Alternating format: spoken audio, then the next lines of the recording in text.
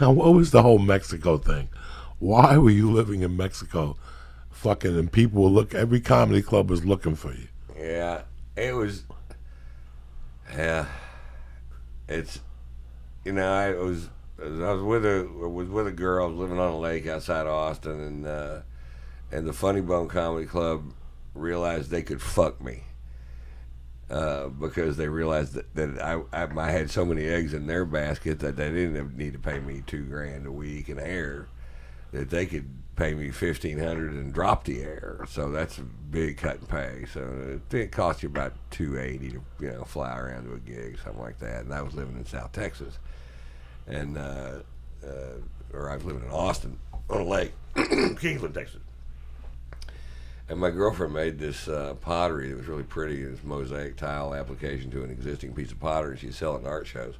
But it'd take her like 6 months to make enough to sell in a day. So I just started thinking, well, you could go down to Mexico, hire a room full of people and teach them how to do this. And so I sold the house and loaded all my stuff up in a biggest thing Ryder sells, and then my van pulling the biggest trailer that they rent.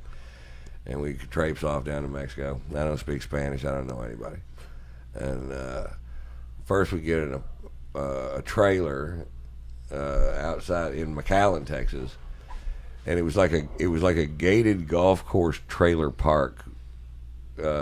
So it was kind of like high end trailer living, but my love was for Reynosa, Mexico. I mean, I loved it over there. I used to play a comedy club down in McAllen, and I'd go over there and fuck whores and whatever, Texas shit, and it's what you do and where you go. So I always had like a warm spot in my heart for it, and so. I go over there and I meet this lady named Irma Munoz, and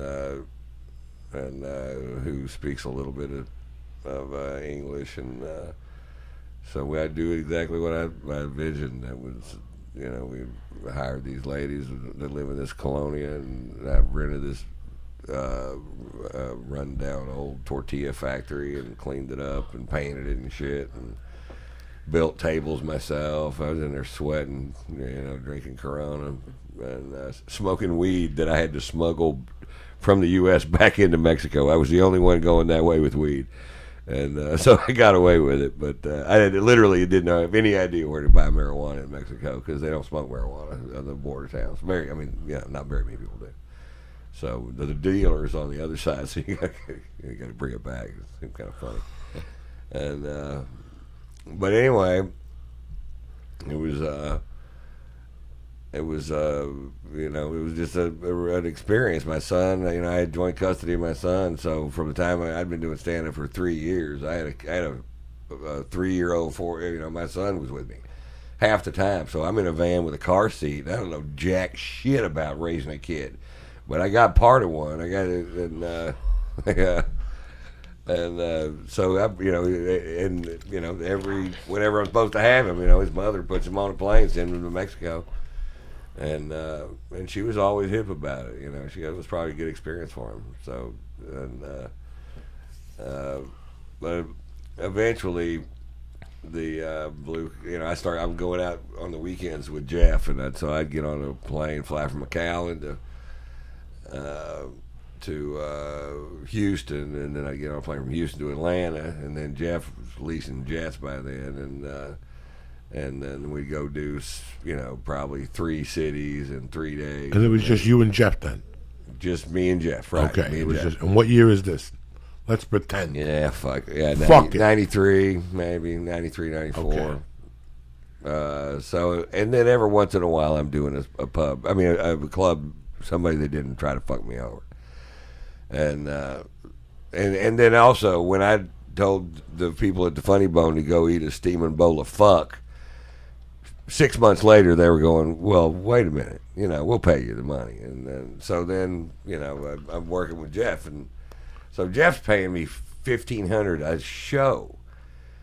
So that's way more money, and he did it because he loved me and he knew I needed it, so he fucking great guy.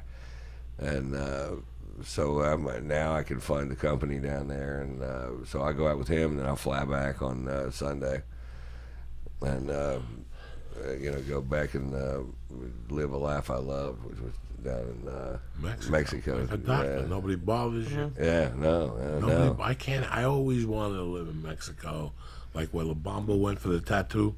And Yeah, they woke right. up that morning and, Fuck, and yeah. the fucking teepee. I lost my virginity to a prostitute in Tijuana when I was 18 years old in the Navy. Damn.